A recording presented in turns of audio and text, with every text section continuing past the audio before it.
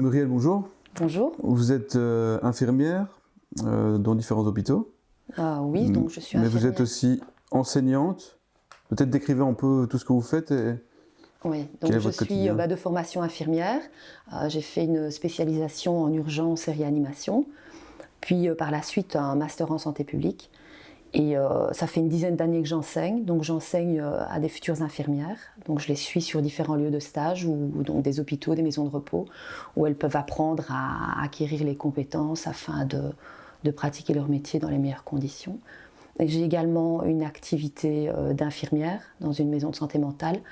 Et lors de la première vague, j'ai choisi de m'inscrire dans une agence intérim afin de rejoindre le terrain et de pouvoir aider les infirmières sur le terrain qui étaient en souffrance. Donc depuis le mois de mars, vous êtes dans différents lieux liés à la santé. Quel est votre constat? Ça va mal d'après ce que disent les médias? C'est grave, tout est saturé? Tout est saturé, certains services sont bien chargés, mais les hôpitaux de manière générale ne sont pas saturés. J'ai vu des services à moitié remplis, je dirais même à moitié vides. Certains services sont effectivement bien remplis, des services de soins intensifs, des salles Covid, mais la réorganisation de l'hôpital a fait que on a mis le focus uniquement sur le Covid et plus sur d'autres pathologies. Les services de gestion de la douleur, médecine de la douleur sont fermés pour pouvoir tout focaliser sur la prise en charge des patients Covid, donc la prise en charge des patients douloureux passe au second plan. Les interventions chirurgicales non urgentes passent au second plan, dont la prise en charge de certains cancers qui parfois sont postposés. Le dépistage est aussi moins actif. Donc surtout lors de la première vague, énormément de services ont été fermés pour faire venir des patients Covid. Et vous dites en même temps que des Covid, il n'y en avait pas tant que ça. D'après vos retours de vos étudiants, mais vous, ce que vous avez vu aussi. Des patients positifs, oui, mais vraiment des patients en grosse décompensation, il n'y en avait pas énormément, pas ce qu'on peut dire, pas plus de malades que les années précédentes. Donc les années précédentes, les hôpitaux étaient aussi surchargés. Donc je ne vois pas de différence entre cette année et les années précédentes, hormis le fait que la prise en charge est différente. Donc la prise en charge d'un patient Covid nécessite un habillage complet, avec des surchaussures, une surblouse, un masque, une charlotte, des lunettes. Et tout ça donne une surcharge de travail aux infirmières en salle Covid, oui. Donc, précision, vous voulez dire qu'il y a dans certains hôpitaux une surcharge relative, mais que les années d'avant, cette surcharge existait aussi. Elle existait aussi, oui. Et lors de la première vague, on a vraiment, enfin ce que j'ai vu à la première vague, c'est pareil qu'à la deuxième vague, on a vraiment hyper focalisé sur les Covid. Donc les urgences étaient, par exemple, on avait énormément d'accès pour les patients Covid. Très peu de patients non Covid étaient drainés par les urgences et l'hôpital était pratiquement devenu un hôpital Covid où on ne soignait plus que les patients positifs. Mais qui dit patient positif ne dit pas nécessairement patient malade ou patient vraiment en souffrance ou proche de la mort. Vous voulez dire quoi? Vous remettez en question la validité des tests PCR? Ah oui, bien sûr, tout à fait. C'est-à-dire? Donc les tests PCR ne sont pas fiables. On a énormément de faux positifs. Donc il y a différents scientifiques qui ont validé le fait que ces tests PCR n'étaient pas fiables par rapport au nombre de CT, donc au nombre de cycles d'amplification. Il faut savoir qu'en Belgique, les tests PCR subissent beaucoup de cycles d'amplification, vraiment pour rechercher la plus petite particule de virus. Et on peut détecter un virus qui n'est plus actif, ou alors un virus qui a déjà provoqué une maladie auparavant. Donc il n'y a vraiment pas de fiabilité par rapport à ces tests.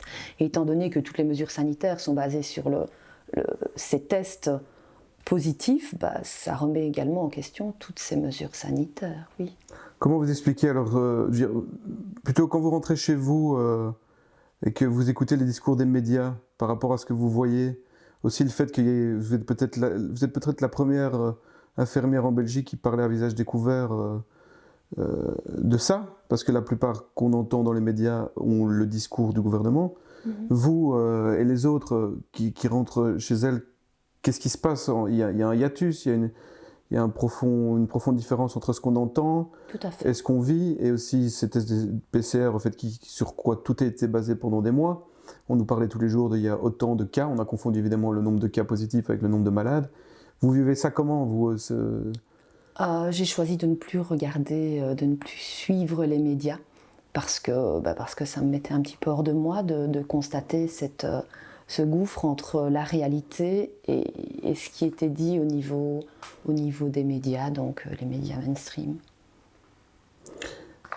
Donc, ok, vous arrêtez de regarder ça, mais vous voyez que ça vous parvient quand même parfois, de temps en temps, Bien sûr. à la vue, aux oreilles, et vous avez...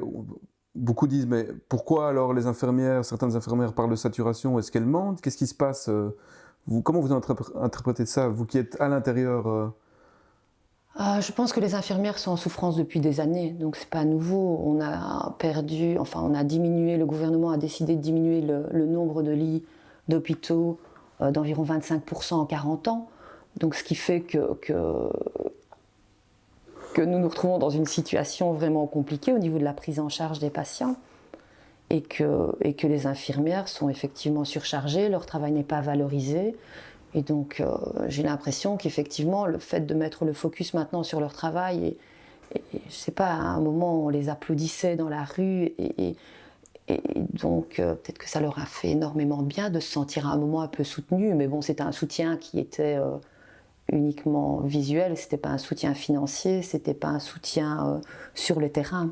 Vous voulez, on peut dire que là, c'est un peu elles sentent qu'il y a une occasion où elles peuvent se faire entendre, C'est possible.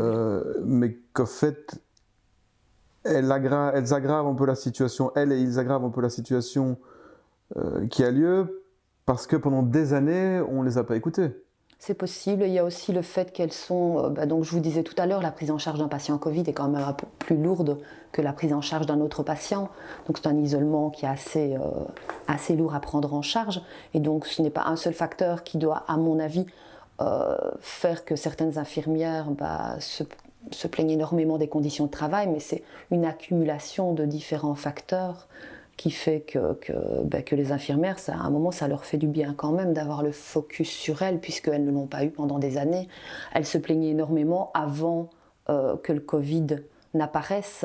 Donc elles se plaignaient des conditions de travail, elles se plaignaient du financement, elles se plaignaient de leurs revenus. Donc je pense un petit peu que le fait de les mettre en lumière n'a fait que leur donner la possibilité d'être entendues. Et c'est compréhensible. Est-ce qu'elles se rendent compte que la présentation est faussée, qu'il y a une différence entre la réalité des médias et ce qu'elles vivent? Pourquoi elles sont pas plus nombreux à témoigner? Ceux qui ne parlent pas directement, publiquement, qu'est-ce qu'elles vous disent? Elles se rendent compte? Vous êtes d'accord entre vous ou... Certaines, mais pas toutes. Il y en a certaines qui sont vraiment en limite du burn-out de par leurs conditions de travail depuis des années, Depuis je le des années, répète. ouais. Pas depuis le Covid? Non, pas depuis le Covid. Non, il y a effectivement, le Covid a donné un focus sur le travail des infirmières, sur les difficultés qui étaient présentes, mais elles étaient déjà présentes avant, oui. Donc certaines s'en plaignent et d'autres reconnaissent que les conditions ne sont pas plus difficiles maintenant qu'avant.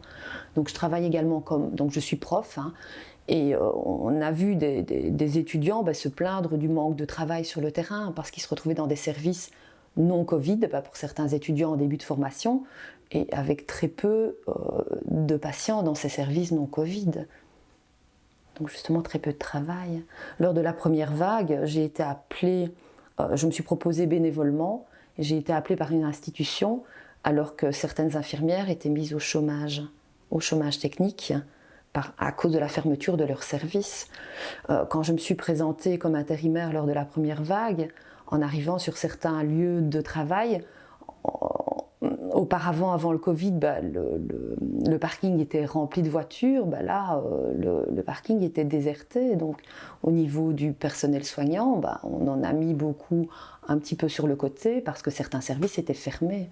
Les services de consultation fermés, les services de médecine de la douleur fermés, les blocs opératoires en service réduit. Et donc toute la routine de l'hôpital a été à l'arrêt à cause de cette situation Covid et de cette première vague. Et en même temps, le gouvernement parle d'engager des gens non qualifiés pour faire des actes médicaux, ou en tout cas infirmiers. Ouais, j'ai pas compris du tout. Ça devient un peu C'est une ubuesque, aberration. absurde. C'est une aberration. On en vient aussi aux effets secondaires des mesures politiques qui, elles, auraient, selon le gouvernement, des effets bénéfiques, mais il y a des patients que vous ne voyez plus du tout. Ah oui, il y a Il y a plus de cancer, ou en tout cas, on ne les soigne pas. Il n'y a plus énormément de cancers. On parle de décès dus au Covid, mais on ne voit plus énormément de première cause de mortalité, c'est quand même les maladies cardiovasculaires, mais on ne parle plus vraiment du nombre de décès dus aux maladies cardiovasculaires. Et on est soumis au stress permanent depuis des mois, qui est un facteur favorisant de maladies cardiovasculaires, et ça, on n'en parle plus du tout. Certains patients qui devaient subir des dépistages pour des cancers, ben, les services étant fermés, ben, il y a eu des retards dans la prise en charge de certains patients avec cancer. Est-ce que selon vous, vous diriez que dans l'équilibre coût-bénéfice entre leurs mesures, il y a un risque que ça soit beaucoup plus grave en termes de conséquences? Bien sûr. Vous le dites? Bien sûr, il y a la conséquence du port du masque. Je suis maman aussi, en plus d'être prof et d'être infirmière. Porter le masque toute la journée chez un enfant, ou même pas uniquement chez un enfant, il faut savoir qu'on touche le masque en permanence. Une infirmière est formée à porter un masque, donc on le place, on ne le touche pas. Et le nombre de fois où nos ados, nos enfants plus jeunes, voire même plus vieux, voire même nous, quand on est en rue, ce masque, on le touche en permanence et ça devient nid à germes. À germes, je dis bien germes, je ne dis pas que Covid. Il y a des bactéries qui vont se placer sur ce masque. Il y a des bactéries qui colonisent ce masque. Donc on a une bactérie et puis elle a tout ce qu'il faut pour proliférer. Donc ce masque est un danger. Donc ce masque toute la journée, on le touche, on le dépose, puis on dépose les mains partout. Donc au niveau santé publique, c'est vraiment aberrant de demander à des personnes non formées de porter un masque toute la journée, enfin 8 heures par jour. Donc vous pensez qu'il aurait mieux fallu ne pas demander de porter des masques, en tout cas pas à des gens comme ça non formés, et surtout pas en rue? Pas des personnes qui n'ont pas de symptômes. Donc le masque, oui, mais le masque dans des institutions de soins, le masque porté par des personnes formées à bien le porter. Donc chaque fois, s'il est touché par des mains désinfectées. Et je ne sais pas ce que vous en pensez, mais les jeunes ne transportent pas leurs petits flacons et ne font pas attention à mettre leurs mains nickel sur le masque. Et une infirmière ne touche pas son masque, elle le place. Dès qu'elle change de patient, elle doit changer de masque. En plus, en sachant quand même que le taux de létalité est très faible. Il n'y a pas eu énormément de morts. Apparemment, selon les chiffres que j'ai étudiés récemment, on serait aux alentours des 0,2%. Vous avez vécu des épisodes de grippe, je pense que c'est en 2015-2016, où il y avait... alors j'ai entendu, je me trompe peut-être, 2600 personnes qui mouraient par semaine. Vous avez vécu des saturations énormes, et il n'y a pas eu tout ce cinéma autour. Non. Est-ce que, je veux dire, vous qui êtes vraiment dedans, vous dites, mais pour qui on travaille? Qu'est-ce qu'on fait là? Tout à fait. Il y a eu des mesures qui ont été mises en place. Donc on a augmenté le nombre de flacons qui étaient mis à disposition. On a quand même demandé à certaines personnes de mettre un masque pour rentrer dans des institutions de soins pour protéger les personnes vulnérables. Mais effectivement, il y avait pas tout ce cirque et ça n'a pas eu de conséquences plus graves que cette année. Et cette année, vous sentez qu'il y a une pression, notamment la direction qui vous enjoint à communiquer d'une certaine façon, ou qui vous dit d'identifier les morts Covid alors qu'elles ne le sont pas? Ça, j'aimerais bien qu'on en parle aussi. Est-ce que vous sentez qu'il y a quelque chose dans la communication de la direction notamment qui a changé? Oui, il y a déjà une peur qui est omniprésente, la peur de la mort, la peur qui est engendrée par tout ce qu'on raconte au niveau des médias. C'est un peu difficile quand on est baigné dedans en permanence de ne pas se dire tiens, ça fait quand même peur cette situation. Et puis en prenant un peu de recul, on se rend compte que cette situation, elle semble un peu construite. Donc, je vais vous donner un exemple. Donc, lors des différents intérims que j'ai prestés, je me suis rendue dans différentes maisons de repos et j'ai souvenir d'un cas, un cas parmi d'autres, donc un décès, une dame qui est décédée, une dame qui avoisinait les 90 ans. Et donc j'ai appelé le médecin de garde, et donc cette dame n'avait pas de détresse respiratoire. Et puis alors il y a eu cette discussion, Covid, non Covid, et il faut savoir que lors de la première vague, les maisons de repos n'avaient pas de test. Donc on ne pouvait pas savoir si cette dame était Covid ou non. Et la décision a été prise par le médecin de mettre Covid sur la cause de décès. On avait juste une prise de sang qui montrait un petit test inflammatoire, mais vraiment pas très élevé. Et donc, sur simple résultat de cette prise de sang, cette dame a été diagnostiquée Covid, alors qu'il n'y avait rien qui laissait présager qu'elle soit Covid. Et franchement, je me pose la question de savoir, est-ce que c'est vraiment un cas isolé, puisqu'on n'a plus que des personnes qui décèdent du Covid. Oui, il n'y a plus de grippe. Il n'y a plus de grippe, il n'y a plus de décès d'infarctus, il n'y a plus de décès Enfin, même les suicides, j'ai entendu un reportage, donc la jeune femme qui s'est suicidée à Liège. Donc il y avait un reporter, je ne citerai pas pour quel journal il était là, journal télévisé, et il exprimait, encore un décès attribué au Covid, alors que cette dame s'est suicidée. Donc, ok, les circonstances font que, mais on attribue tout à ce virus. Elle est plutôt attribuée aux mesures politiques contre le Covid. Et ce médecin en maison de repos, est-ce que vous avez pu lui demander, tiens, pourquoi vous mettez comme cause de la mort Covid? Je vous avoue qu'au début, lors de la première vague, je prenais les informations et je ne savais pas trop, j'avais pas vraiment un regard éveillé sur la situation. Donc j'étais un petit peu aussi avec mes œillères, il faut faire attention, c'est dangereux. Et donc j'étais interpellée, et c'est en rentrant à la maison que je me dis mais c'est pas juste, quoi, c'est pas logique de la diagnostiquer Covid. Alors on sait aussi que les hôpitaux publics sont endettés énormément. Est-ce vous pensez pas aussi qu'on est dans une logique où peut-être, c'est une hypothèse, il y a des primes attribuées aux morts Covid, et que pour rester à flot et pas être complètement coulé, parce que certains disent que c'est aussi un plan pour détruire l'hôpital et amener vers une privatisation rapide de tous les hôpitaux, est-ce qu'il n'y a pas aussi une tentative de certaines directions de toucher de l'argent parce qu'il y a des primes, est-ce que vous pouvez me dire quelque chose là-dessus? Je n'ai pas pu objectiver le fait qu'il y avait des primes ou pas. Par contre, il faut savoir que le financement des hôpitaux a évolué. Donc il y a plusieurs années, les hôpitaux étaient financés par rapport au nombre de jours d'hospitalisation. Et actuellement, en fait, le premier jour d'hospitalisation rapporte beaucoup plus que le 10e jour. Donc il faut savoir que c'est dégressif.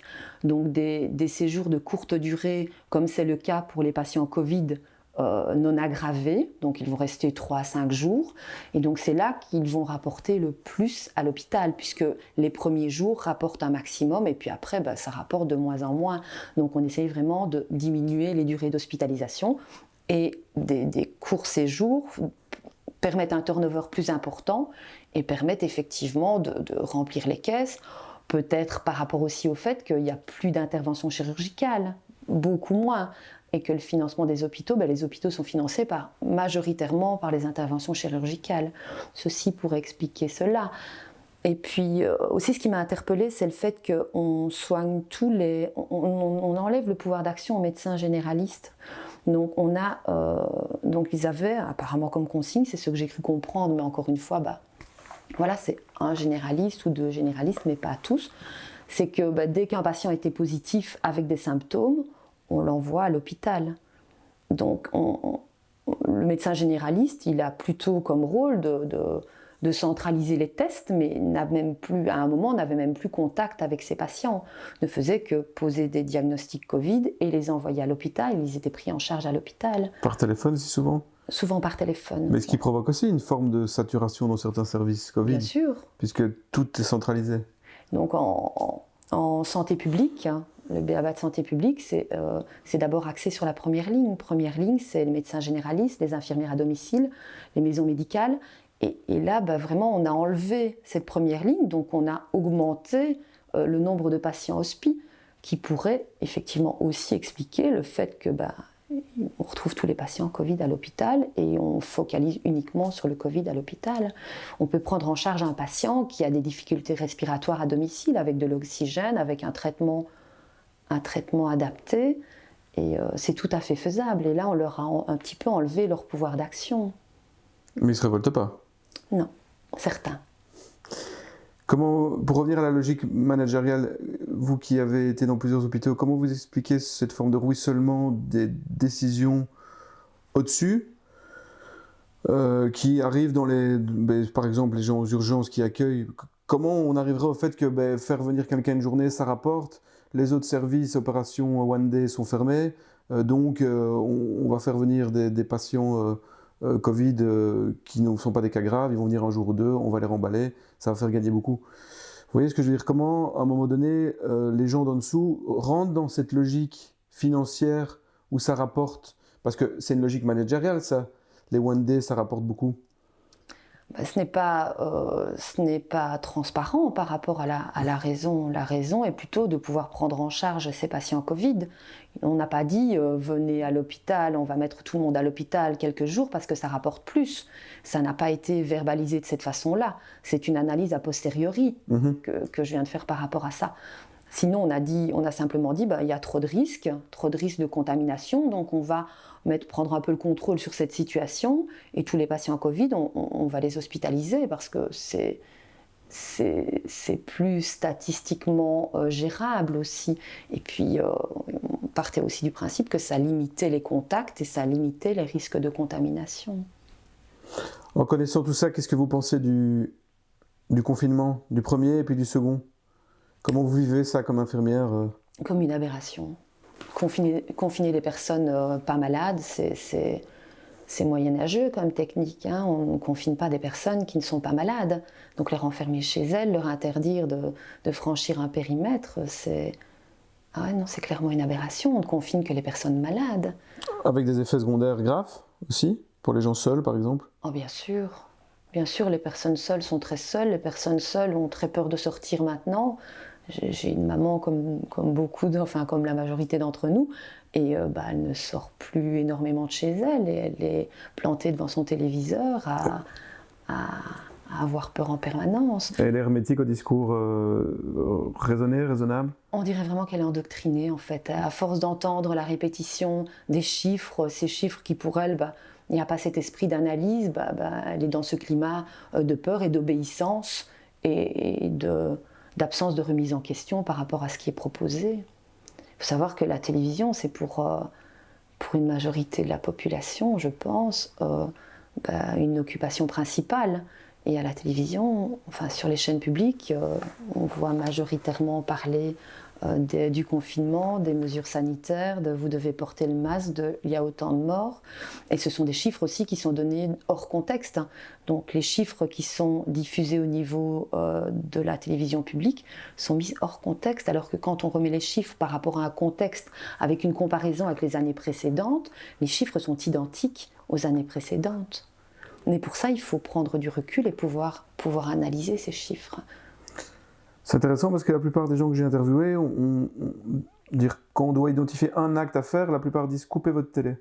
Ouais. Et c'est la première chose qu'ils disent. On a vraiment l'impression d'être dans une forme d'endoctrinement massif, mondial, avec des gens qui ont peur, en même temps, entre parenthèses, qui perdent une partie de l'immunité parce que la peur, ça touche l'immunité, et qui sont hermétiques à tout discours raisonnable qui leur dirait mais ne les écoute plus, ils se trompent.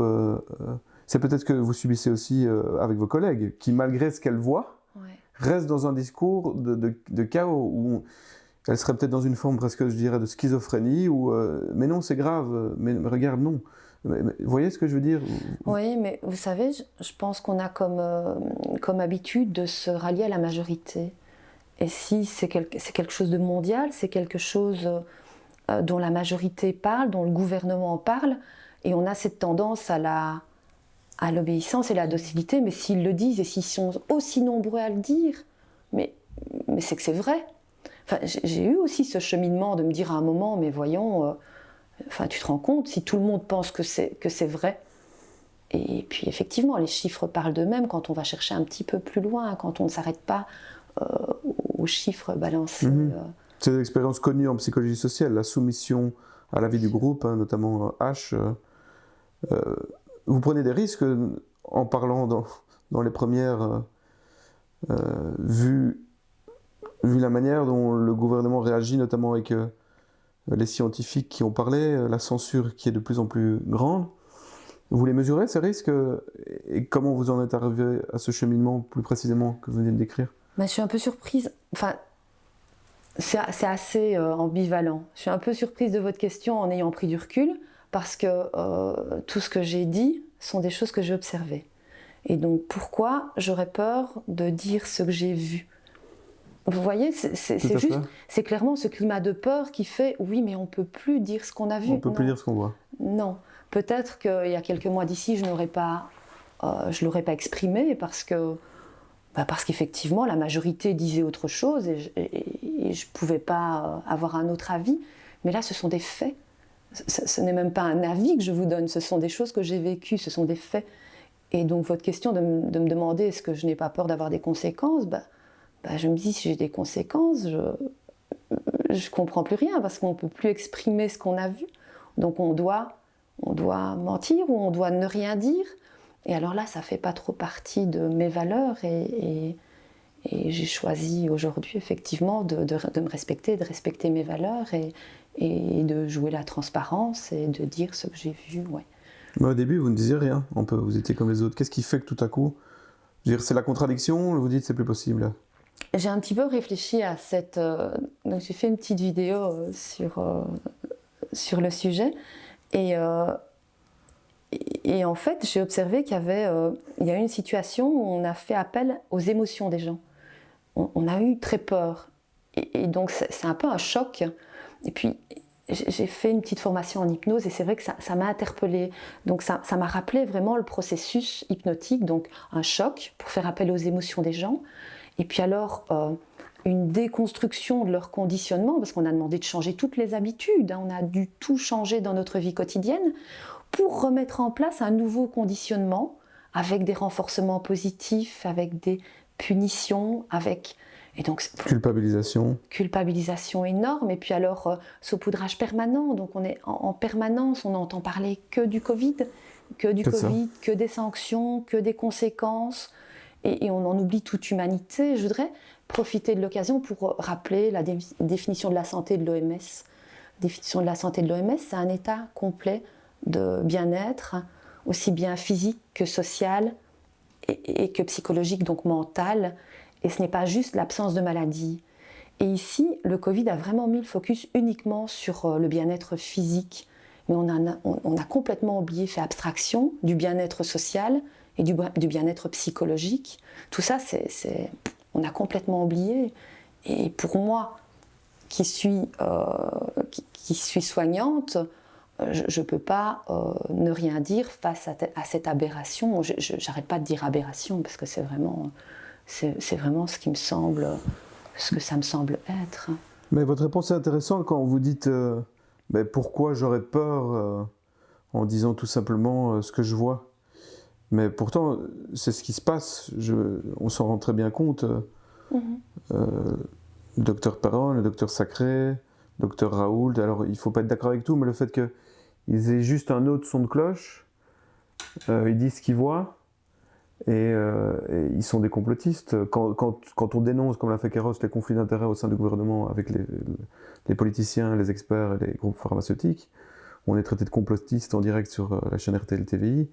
Donc il y a ce climat de peur qui en plus nous amène vers, on va y venir plus tard, mais semble-t-il vers une voie toute tracée qui est celle de la vaccination, mais qui nous amène aussi surtout à ne rien dire d'autre. Il faut tenir leur discours.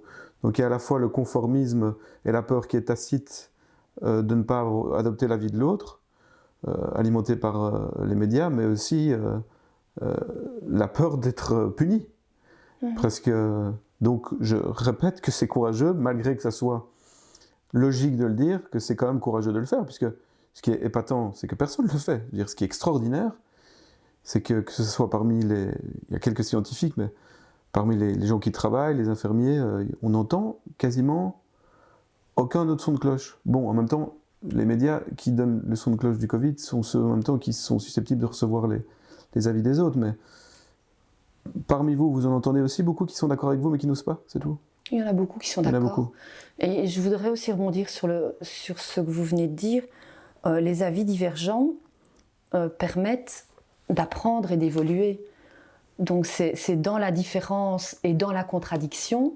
Donc je suis prof aussi de formation et justement c'est dans la discussion, dans le débat qu'on évolue et qu'on avance. C'est pas tout blanc, c'est pas tout noir, mais le fait d'écouter les différents avis, de se mettre autour d'une table et d'en discuter, c'est pour aller vers quelque chose de plus efficace, de plus constructif. Et donc je suis fort surprise d'observer le nombre de censures de personnes qui ont un avis différent, alors que ça peut être intéressant d'entendre un avis différent, qu'il ait raison ou qu'il ait tort, mais l'entendre et pouvoir avoir un esprit critique par rapport à la situation. Mais là, c'est même plus avoir un esprit critique, c'est on court-circuite les avis divergents. Et donc je suis un peu surprise. Donc on confond complotisme et avis divergents parce que, enfin voilà, je ne comprends pas trop. C'est déjà le signe de quelque chose qu'on ne peut pas avoir un point de vue divergent. Vos étudiants, par rapport à tout ça, je suppose que vous en discutez. Quels sont, parce que on sent un peu, on en parlait dans une autre interview avec un philosophe, on sent les jeunes un peu absents de cette crise, fort obéissants, mais on n'est pas partout non plus, mais on les sent fort obéissants, on en voit énormément quand même masqués. Quels sont leurs retours aussi de vos étudiants qui vont dans les institutions de soins? Est-ce qu'aussi ils se disent oula, c'est tout à fait différent de ce que je vois à la télé? Le retour des étudiants par rapport aux institutions de soins, hormis le fait qu'ils n'ont pas beaucoup de travail sur le terrain quand ils sont hors salle Covid, je n'ai pas vraiment de retour par rapport à ça, puisque de toute façon, on les sent totalement muselés en fait. Muselés par le cadre. Le cadre, comment? Par le cadre, par l'autorité. Et l'autorité, c'est juste, vous devez appliquer les mesures, vous obéissez, vous suivez la flèche, vous mettez votre masque, vous le retirez pour manger, vous n'avez pas terminé de mâchouiller votre repas que vous devez remettre ce masque. Et donc, ils sont dans un processus d'apprentissage aussi, avec un diplôme à la clé. Et donc, il n'y a pas vraiment d'opposition par rapport aux mesures. Même chez les ados, je trouve qu'il y a vraiment un certain, comme vous disiez, conformisme. Hein. Il n'y a pas trop de... Ils ne se rebellent pas vraiment et ils appliquent les mesures qu'on leur demande d'appliquer. C'est un peu surprenant. C'est assez surprenant, oui. Ouais. En même temps, bon, ça arrive à un moment où la jeunesse est quand même assez soumise dans une société consumériste. Et peut-être que si on les privait d'autre chose, ils se révolteraient un peu. Mais en tout cas, dans ce cadre-là, parce que ça doit être... Vous avez aussi des enfants, extrêmement dur de vivre une adolescence maintenant, ou même d'être à l'UNIF ou en haute école et d'être rivé à ses écrans toute la journée. On ne parle pas non plus des dépressions, bien sûr, des suicides. Je suis persuadé que les suicides augmentent énormément, mais évidemment... du décrochage scolaire, énormément. Beaucoup d'enfants, dont les miens, n'ont plus envie d'aller à l'école dans ces conditions-là. Ils sont plus souvent tiraillés. Remets ton masque correctement, mets-le sur ton nez, que vraiment axé sur la matière. C'est-à-dire que toute la journée, on surveille ouais. qu'ils soient bien obéissants par rapport au... Donc on leur demande en classe de remettre le masque sur le nez? Voilà, oui. Donc... Oui, même parfois quand ils le déplacent un peu, non, c'est sur le nez. Puis alors aussi, on a eu comme info il faut faire circuler l'air dans le local, donc les fenêtres sont grandes ouvertes avec la température qu'il fait actuellement, et les conditions sont vraiment difficiles. Bon, je pense qu'il y a énormément de jeunes qui n'ont plus envie d'aller à l'école, qui n'avaient peut-être pas envie à la base, mais ça ne fait qu'accentuer effectivement le décrochage et la dépression. Et la dépression, oui. Heureusement, Muriel, le vaccin va nous sauver? Je dois répondre à cette question. Le vaccin va nous sauver. Donc, le sujet du vaccin. Ce vaccin est un vaccin expérimental. Pour moi, c'est du jamais vu d'expérimenter quelque chose pendant une pseudo-pandémie. Donc déjà, je ne comprends pas le principe. On va tester un vaccin sur des millions de personnes, parce que je pense que la Belgique en a commandé des millions. déjà acheté des millions, et alors qu'on est soi-disant en période de pandémie. Enfin, je ne sais pas, moi ça m'interpelle vraiment. Et donc ce vaccin, il va utiliser une nouvelle technique. Donc on ne va pas injecter... L'ARN messager. Voilà. On pourrait ne pas l'appeler vaccin en fait. On ne pourrait ne pas l'appeler vaccin, mais là c'est juste effectivement un contexte, mais l'ARN messager, ça code les gènes, donc ça relève de la thérapie génique.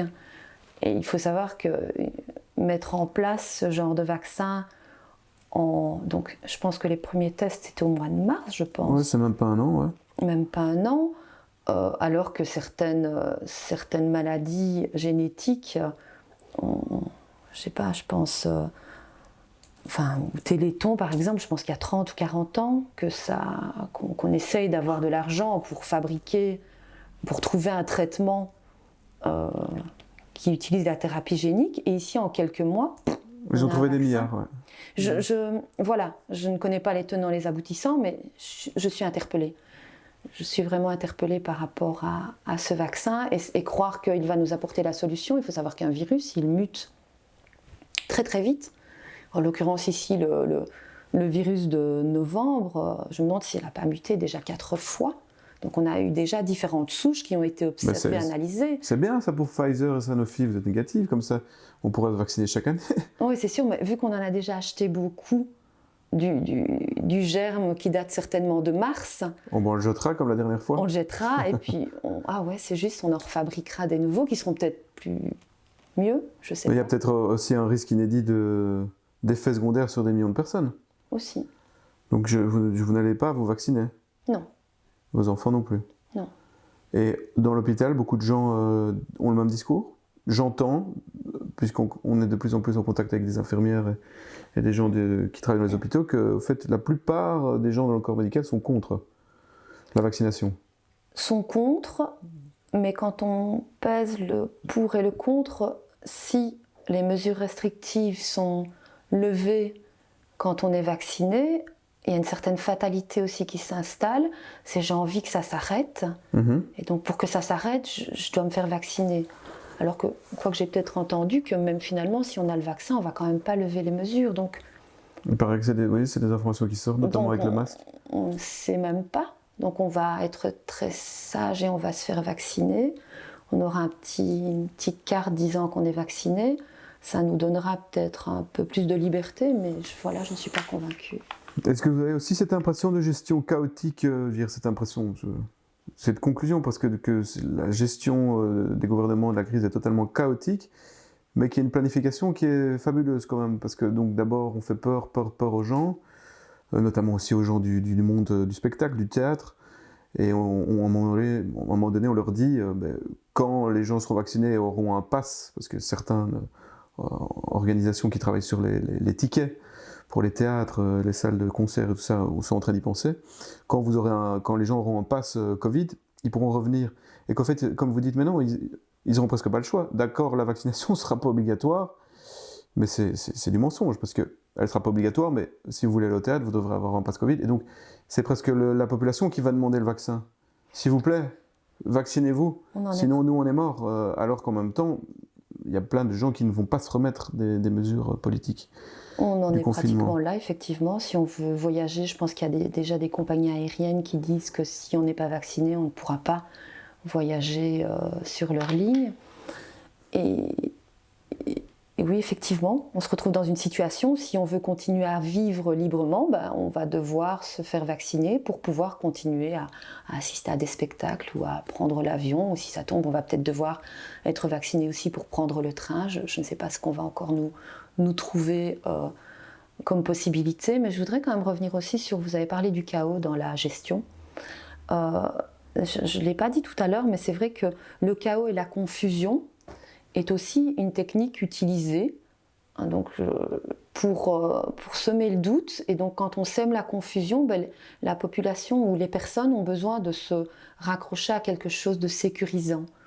Et donc c'est vrai qu'on est passé du vendredi, on était dans certaines consignes, le lundi ça passait à autre chose, Et je suis étonnée qu'un gouvernement, normalement composé de personnes compétentes, conseillées par des virologues normalement compétents aussi, en arrive à donner des informations aussi confuses et chaotiques.